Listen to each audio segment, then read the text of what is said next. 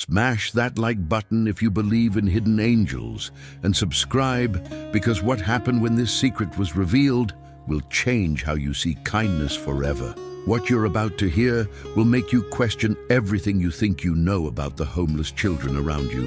A struggling waitress secretly fed a quiet 8-year-old boy every day for months, thinking no one was watching, but she was so wrong. Someone was watching, and when the truth came out, it changed not just her life, but an entire community in ways no one could have imagined. Lily Thompson was 28 years old and barely surviving.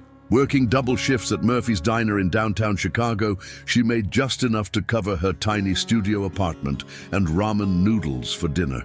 After her mother died of cancer the year before, leaving her with $30,000 in medical debt, Lily felt like she was drowning in a life that had no hope left.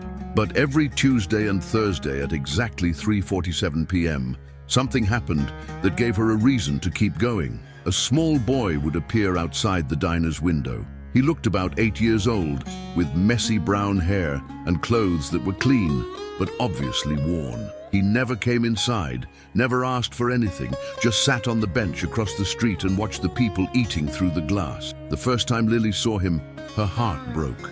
She could see the hunger in his eyes, the way he swallowed when people bit into their burgers, the way he looked away when families laughed together over their meals. That day, she made a decision that would change everything. She prepared a full kids' meal, burger, fries, apple slices, and a chocolate milk, and casually walked outside during her break. "Hey there," she said softly, approaching the boy. "I made too much food. Would you help me out by eating this?" The boy looked up with the most beautiful gray eyes she'd ever seen. "Are you sure?" "Absolutely. I hate wasting food."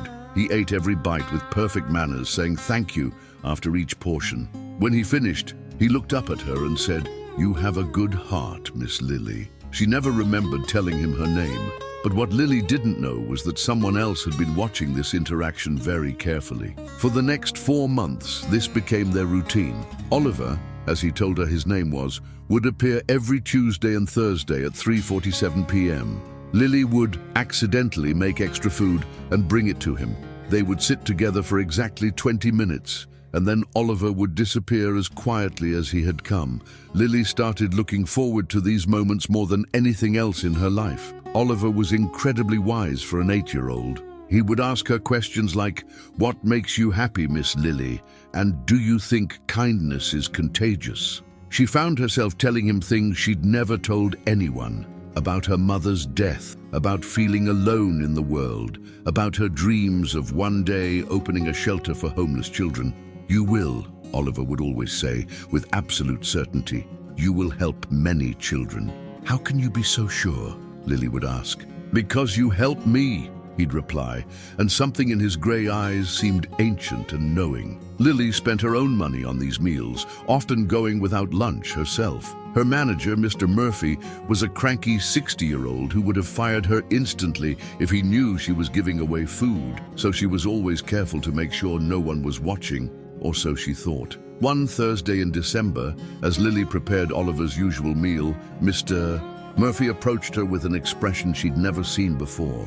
"Lily, we need to talk." Her heart sank. Someone must have seen her feeding Oliver.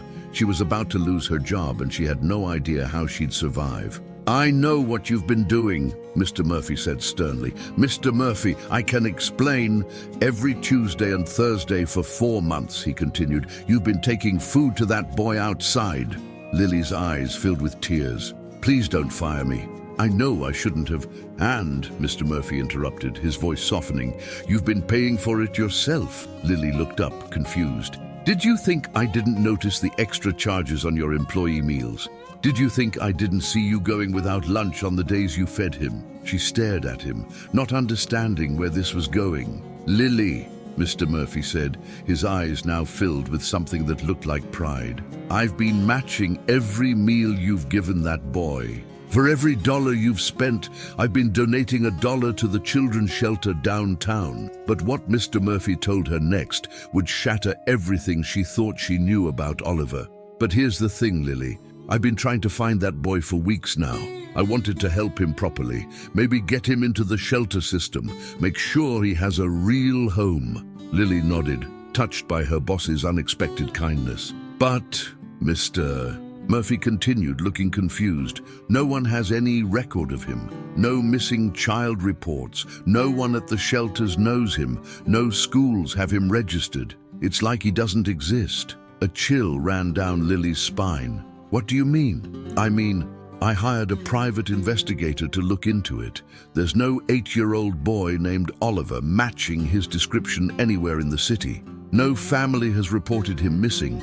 No one has ever seen him except when he's with you. Lily felt the world spinning. That's impossible. He's real. I talk to him twice a week. Oh, he's real, Mr. Murphy said. But who he really is, that's the question. At that exact moment, as if summoned by their conversation, Oliver appeared outside the window. But this time, something was different. What Lily saw when she looked at Oliver that day would change her understanding of everything. As Lily walked outside with Oliver's meal, she noticed something she'd never seen before. There was a woman sitting in a black sedan across the street, watching them intently. The woman was elderly, maybe in her 70s, with silver hair and an expensive-looking coat. But when Lily glanced back at the car after greeting Oliver, the woman was gone. Oliver, Lily said carefully, do you know that woman who was watching us? Oliver smiled that knowing smile. Miss Lily, there are a lot of people watching us. What do you mean? Your kindness doesn't go unnoticed. Every time you feed someone who's hungry, every time you choose love over fear, every time you give when you have little, people notice. As Oliver spoke, Lily noticed something that made her gasp. For just a moment, when the afternoon sun hit him just right, Oliver seemed to glow with a soft, golden light. Oliver, who are you really? He looked at her with those ancient grey eyes. I'm someone who was sent to see if there was still kindness in the world. And you, Miss Lily, you've shown me that there is. Comment below what you think Oliver really is, and don't stop watching, because the revelation coming next will blow your mind and restore your faith in miracles. The next Thursday, Oliver didn't come. Lily waited until 4:30 p.m., then walked outside to look for him.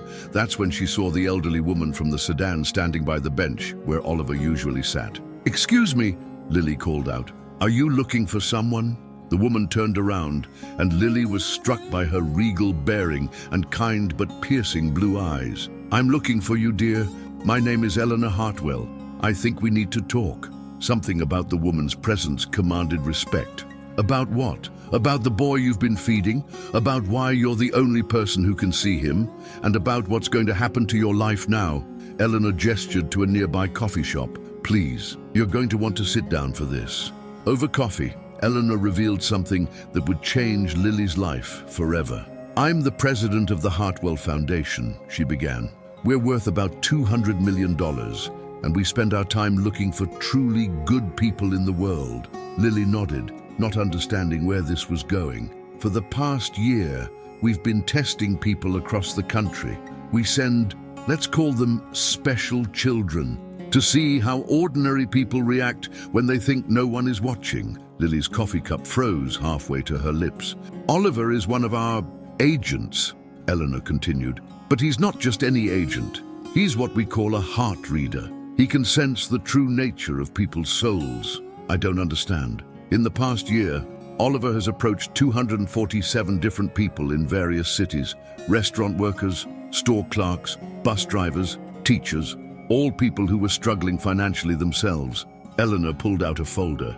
Of those 247 people, do you know how many consistently fed him out of their own pocket, even when they were hungry themselves? Lily shook her head. 3, you were number 3. But what Eleanor revealed next about what happens to those 3 people would leave Lily speechless. The first person was a school janitor in Seattle named Maria Santos. She fed Oliver for 6 months, spending her lunch money on him. Today, she runs a $50 million foundation for homeless children. Lily's mouth fell open.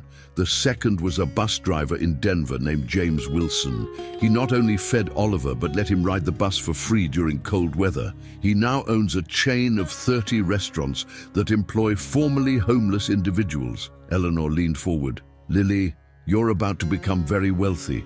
But more importantly, you're about to become instrumental in saving thousands of children's lives. She slid a check across the table. It was made out to Lily Thompson for $5 million.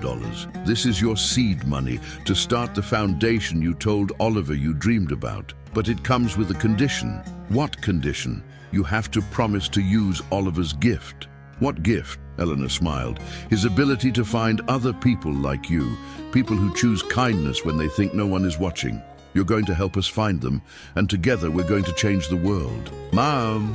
But the most amazing part of this story was still to come. That evening, as Lily sat in her tiny apartment staring at a check that would change her life forever, there was a knock at her door. She opened it to find Oliver standing there, but he looked different, taller, somehow more radiant, and wearing clothes that seemed to shimmer with their own light. I wanted to say goodbye properly, he said. Oliver, what's happening? Who are you, really? He smiled, and for a moment, his form seemed to shift into something almost ethereal.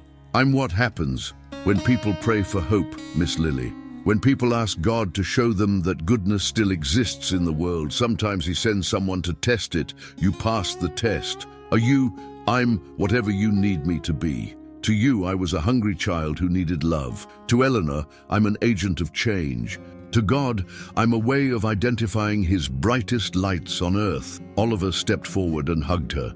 The moment he touched her, Lily felt a warmth spread through her entire body, healing every hurt, every fear, every moment of loneliness she'd ever experienced. You're going to save so many children, Lily, children just like me, who really are hungry, really are alone, really do need someone to see them. When she looked up, Oliver was gone. But on her table was a letter that hadn't been there before. It read, "The Lily Thompson Foundation for Children. Your first location has been donated by an anonymous benefactor. Address 1247 Hope Street. The building is ready when you are." 3 years later, the Lily Thompson Foundation operates in 15 cities across the United States. They've rescued over 3,000 homeless children and reunited 800 families. Lily now works with Eleanor Hartwell and the other chosen ones to identify people who show extraordinary kindness when they think no one is watching. They've found 47 such individuals, and each has become the head of a major charitable organization. The building at 1247 Hope Street turned out to be a former orphanage that had been abandoned for decades. When Lily arrived, it was completely renovated and furnished, with a plaque by the door that read, "For those who feed the hungry, clothe the naked, and love the unloved." Mr. Murphy became the foundation's first major donor, contributing $50,000 and serving meals to children every Tuesday and Thursday. Oliver taught me that kindness is contagious, he says. Lily caught it first, then gave it to me. Every year on December 15th, the anniversary of her last meeting with Oliver, Lily sits on the bench outside Murphy's diner at 3:47 p.m. She brings a kid's meal and waits, just in case. She's never seen Oliver again, but sometimes she finds small gifts. A single rose, a note with a Bible verse, or a photo of one of her children who found a loving home. The children at the foundation all know the story of Oliver, and they've taken to calling him the Hope Boy. When new children arrive, scared and hungry, they're told, "Miss Lily will take care of you, because someone once took care of her when she thought no one was watching." Truly, I tell you, whatever you did for one of the least of these brothers and sisters of mine, you did for me. Matthew 25:40. Have you ever shown kindness when you thought no one was watching? Have you ever encountered someone who might have been more than they seemed? Share your story in the comments below. Your act of hidden kindness might be exactly the inspiration someone needs today. Subscribe, because every week we share stories that prove angels walk among us. And your next act of kindness might be the test that changes your life forever.